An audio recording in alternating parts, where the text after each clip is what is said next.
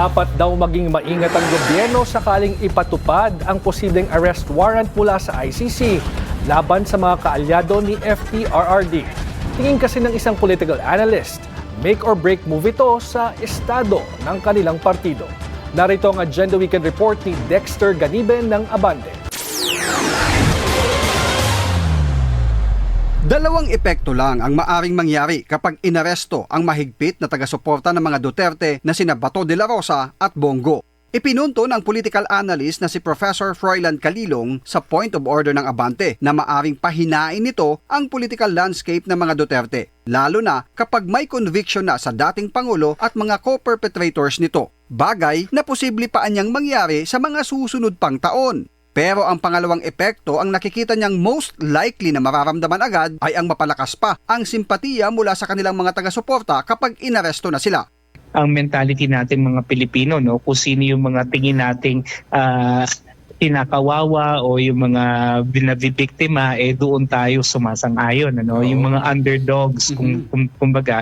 And mas magiging maliwanag, no, yung hangarin. So, yun mga pre, no, kung halimbawa nga maaresto daw ito si Digong ayon sa isang political analyst mga pre, ay baka sa pagkakaintindi ko, no, baka lalo pang magkagulo daw at kumbaga yung mag-ingay sila ba, hindi lang sa social media kundi sa mga rallying gagawin nila, no?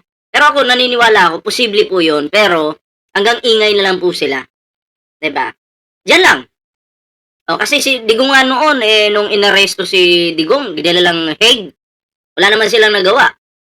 Hindi naman sila, kumbaga, gusto nilang harangin, hindi naman nila nagawa, 'di ba? Sa social media maingay po sila. Sa rally, may rally naman po sila pero hindi naman po sila makaporma. Kasi tandaan po natin, ang taong bayan gising na po. Oo, sa katotohanan. Kasi ang totoong kawawa po dito, yung mga biktima sa panahon ng war on drugs ni Digong. Hindi po yung mga taong hindi po yung mga pamilyang Duterte. Hindi po si Bato, hindi po si Bongo. 'Di ba?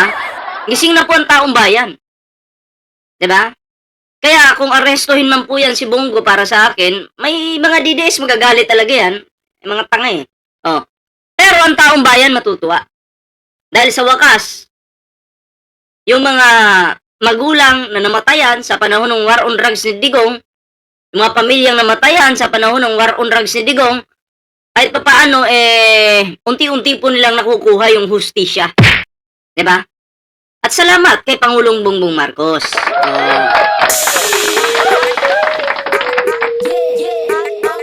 Ayan, syempre, no, pasensya na po, kakabalik lang po natin sa Vengador at pasensya na kasi bihira lang ako mag-ano ngayon live, wala pa nga ako live so upload lang yung ginawa ko sa aking main channel. So, ayan, kakabalik lang po natin at yun na, no, sa hindi pa po nakaka-like, share, subscribe sa Vengador, ayan, kalimbangin nyo na po yan para maging updated po kayo sa mga uploads natin. At eto na po, no, tuloy po natin ng balita ito.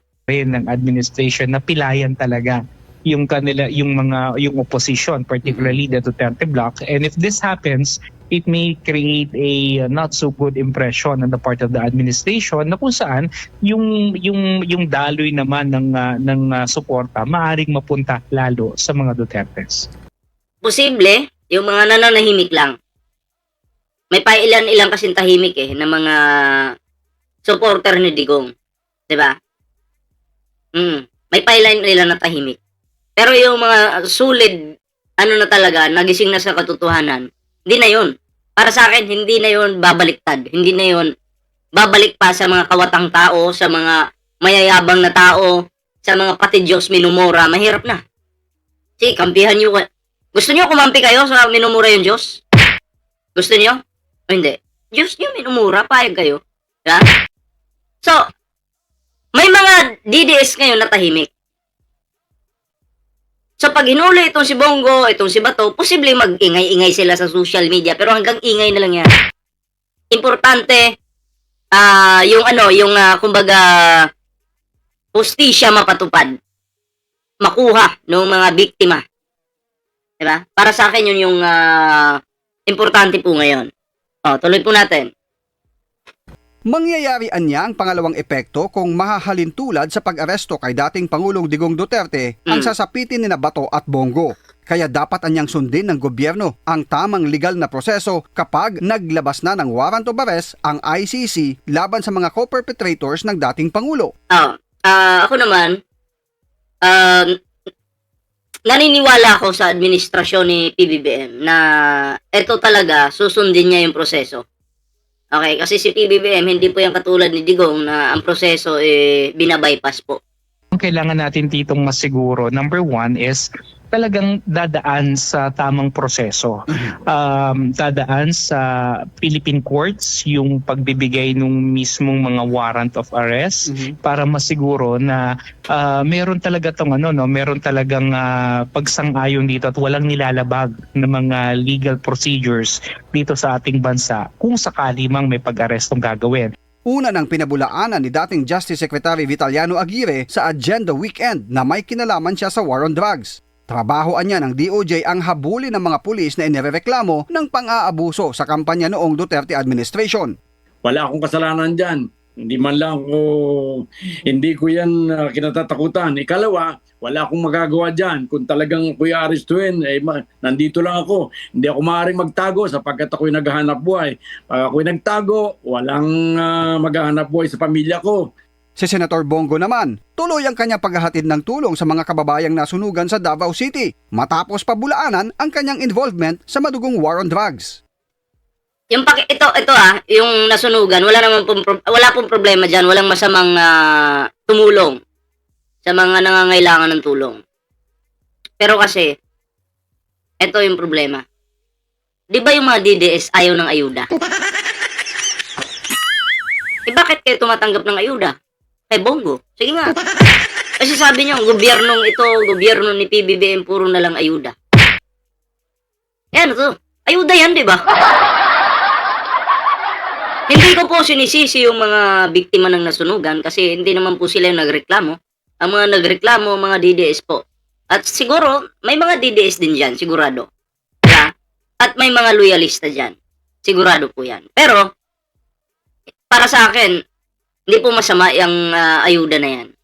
Ano yan tulong yan. Tulong ng gobyerno para sa mga biktima ng bagyo, sunog, lindol. Diba? So, ako po, pumapabor po ako sa ginagawa ni PBBM, yung pamimigay po ng ayuda sa mga Pilipino. At etong ginagawa ni Bongo dito, alam naman po natin dyan, yan po si Bongo, expert po yan sa pagpakitang tao. Diba? Ginagamit niyan yung mga mahihirap. Yan po yung klaro. Diba?